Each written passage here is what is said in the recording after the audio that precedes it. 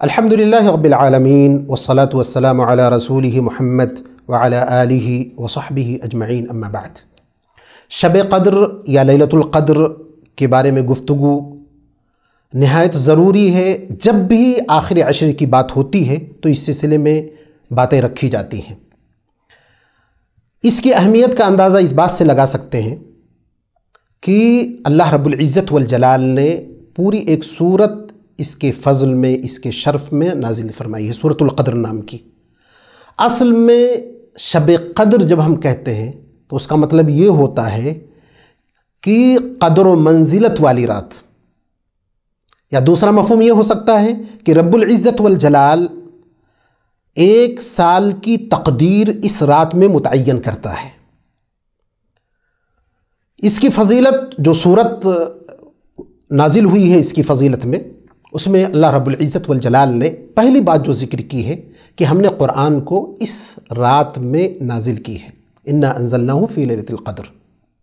اور قرآن کا کسی بھی چیز سے تعلق ہونا گویا کہ اس کے اندر اتنی اہمیت اور فضیلت پیدا کر دیتا ہے کہ جس اہمیت اور فضیلت کو کوئی اور چیز نہیں پا سکتی ہے۔ اسی طرح اللہ تبارک و تعالیٰ نے فرمایا کہ اس رات کی عبادت 1000 مہینے کی عبادت سے بہتر ہے، یعنی 83 سال تقریباً بنتا ہے اگر کوئی شخص اس رات میں عبادت کرتا ہے تو اتنا زیادہ اس کو ثواب ہے۔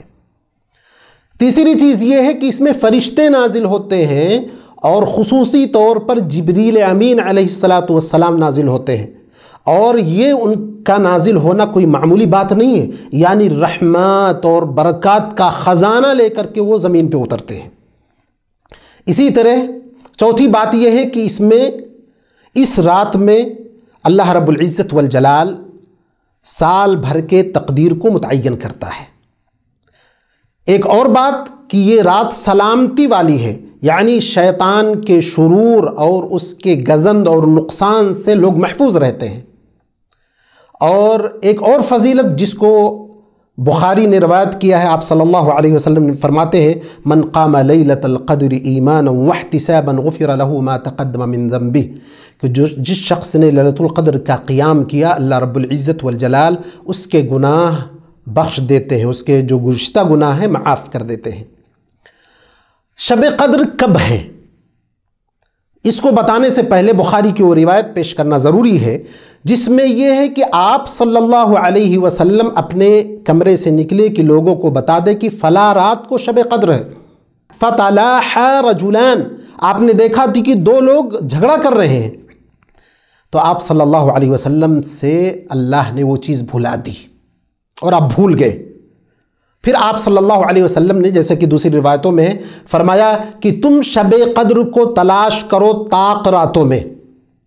یہ اللہ رب العزت والجلال نے جو بھلا دیا اس کے کئی مقاصد ہو سکتے ہیں۔ بڑے بڑے جو مقصد سامنے آتے ہیں اس میں سے ایک یہ ہے کہ تاکہ بندے زیادہ سے زیادہ اللہ کی عبادت کریں، اس میں زیادہ محنت کریں، تو اللہ رب العزت والجلال ان کے اوپر اپنے فضل اور احسان کو اور زیادہ کرے۔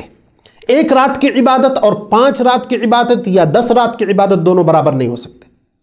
دوسری بات یہ ہے کہ اگر متعین ہوتی کہ فلاں رات ہے تو ایک آدمی گھمنڈ میں مبتلا ہو سکتا تھا۔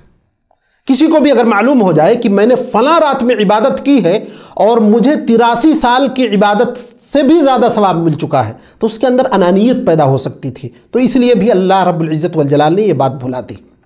اب آئیے یہ بات کہ کب ہے، یہ کس وقت ہم کو تلاش کرنا ہے۔ عمومی روایات سے یہ بات معلوم ہوتی ہے کہ آخری عشرے کی طاق راتوں میں اس کو تلاش کرنا چاہیے، 21ویں، 23ویں، 25ویں، 27ویں اور 29ویں۔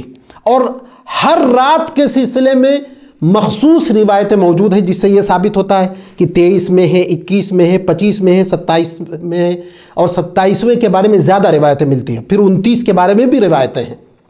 بلکہ بخاری کی ایک جو روایت ہے فی تاسعۃ تبقا فی سابعۃ تبقا، اس سے یہ معلوم ہوتا ہے کہ جفت راتوں میں بھی یہ ممکن ہے، یعنی 20ویں رات اور 22ویں، 24ویں، 26ویں، 28ویں میں بھی ممکن ہے۔ اسی لیے بہت سے علماء نے یہ بات لکھی ہے کہ ہم کو 10 رات میں اس کو تلاش کرنا چاہیے۔ اس میں کوئی شخص اگر یہ چاہے کہ کسی ایک مخصوص رات کو لے لے تو اس کے لیے مناسب نہیں ہے کہ اس میں وہ خوب عبادت کرے، جیسے بہت سے لوگ 27ویں کو لے لیتے ہیں صرف، حالانکہ اس بات پر تقریباً علماء متفق ہیں کہ یہ رات منتقل ہوتی رہتی ہے ہر سال، کبھی کسی وقت، کبھی کسی وقت، کبھی کسی وقت، لیکن آخری عشرے سے باہر نہیں جاتی۔ اسی طرح اکثر لوگوں کے نزدیک طاق راتوں سے باہر نہیں جاتی ہے۔ اس میں جو دعا اما عائشہ رضی اللہ عنہا کو نبی اکرم صلی اللہ علیہ وسلم نے سکھلائی ہے، اللہم انک عفو تحب العفو فاعف عنی، کہ اللہ تو معاف کرنے والا ہے، معافی کو پسند کرتا ہے، تو ہم کو معاف کر دے۔ یہ دعا ہم کو کثرت سے پڑھنی چاہیے۔ اسی طرح تنبیہ اس میں بھی ہے کہ ہم نعت گوئی کے ذریعے لاؤڈ اسپیکر یا مائک کا بے جا استعمال کر کے اپنی عبادت کو ضائع نہ کریں، اور ساتھ میں اس بات کا خیال رکھیں کہ آپ کے پڑوس میں اگر غیر مسلم نہیں ہے تو کم از کم مسلمانوں میں سے بزرگ لوگ ہیں، بچے ہیں، بیمار ہیں، ان کو اس سے تکلیف نہ پہنچے۔ شریعت کا مقصد متبرک رات رکھنے کا یہ ہے کہ آپ زیادہ سے زیادہ عبادت کریں، اور وہ عبادت سب سے بہتر عبادت ہوتی ہے جو اکیلے میں انسان کرتا ہے، خصوصاً اگر نفلی عبادت ہے تو زیادہ سے زیادہ یہ کوشش کرنی چاہیے کہ ہم اکیلے میں کریں، تنہائی میں کریں، ہم اور ہمارا رب صرف ہو، اس وقت اس عبادت کے اندر خلوص کا جو حال ہوگا، اسی طرح ریاکاری سے جتنی پاک وہ عبادت ہوگی دوسری عبادت نہیں ہو سکتی۔ تو یہ چند باتیں تھیں اس سلسلے میں۔ رب العزت والجلال سے دعا ہے کہ اللہ ہمیں لیلۃ القدر کی قدر و منزلت سمجھنے کی توفیق عطا کرے، اللہ اس کے فضل اور اہمیت کو سمجھنے کی توفیق ہمیں عطا فرمائے، آمین۔ وآخر دعوانا الحمد للہ رب العالمین۔